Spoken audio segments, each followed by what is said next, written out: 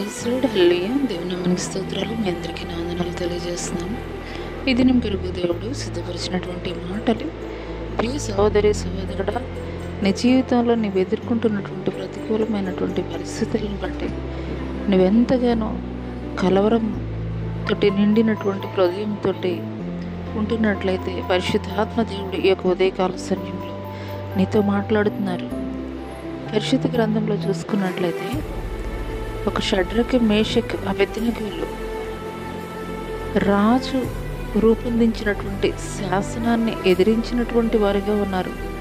అటువంటి క్రమంలో రాజు యొక్క ఆజ్ఞ ఏమిటంటే తన ఆజ్ఞను ధిక్కరించినటువంటి వారిని అగ్నిగుండంలో పడవేయబడాలి అని. అయితే ఆ సమయంలో రాజు యొక్క ఆజ్ఞని ధిక్కరించడానికి వారు భయపడలేదు, కానీ వారు దేనికి భయపడ్డారంటే సర్వశక్తుడైనటువంటి దేవుని యొక్క ఆజ్ఞని మేము ఎక్కడ మీరతామో అని దేవునికి భయపడినటువంటి వారిగా ఉన్నారు.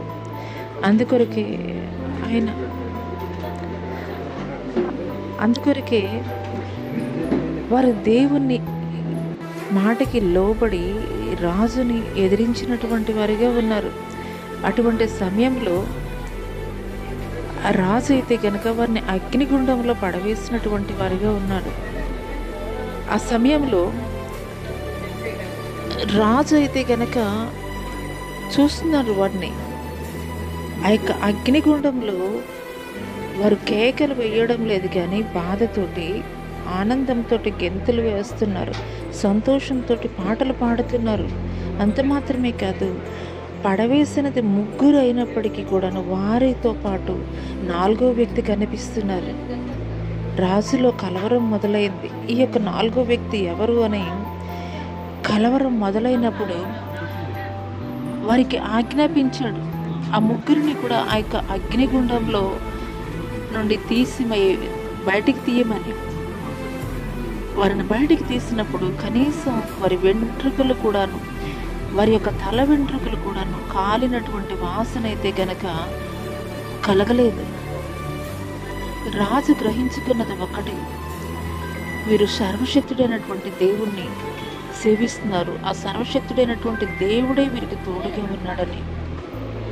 నీ జీవితంలో ఎదురవుతున్నటువంటి పరిస్థితులను బట్టి నువ్వు కలవరపడద్దు, కృంగిపోవద్దు, కానీ నువ్వు మనుషులకి భయపడవద్దు, కానీ రాజుల్ని, అధికారుల్ని, ప్రధానుల్ని నియమించినటువంటి రాజాది రాజు అయినటువంటి దేవునికి భయపడినప్పుడు నీ యొక్క ప్రతికూలమైనటువంటి పరిస్థితుల్లో కూడా దేవుడు నీకు సహాయకుడిగా, నీకు తోడుగా, నీతో కూడా నడిచేటువంటి వాడిగా ఉంటాడు.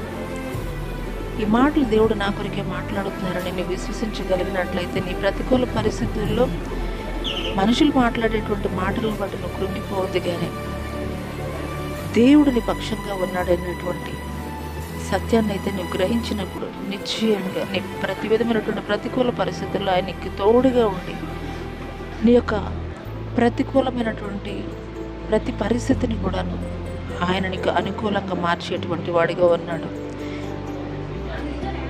అట్టి కృప దేవుడు నీకు దయచేయను గాక. ఆమేన్.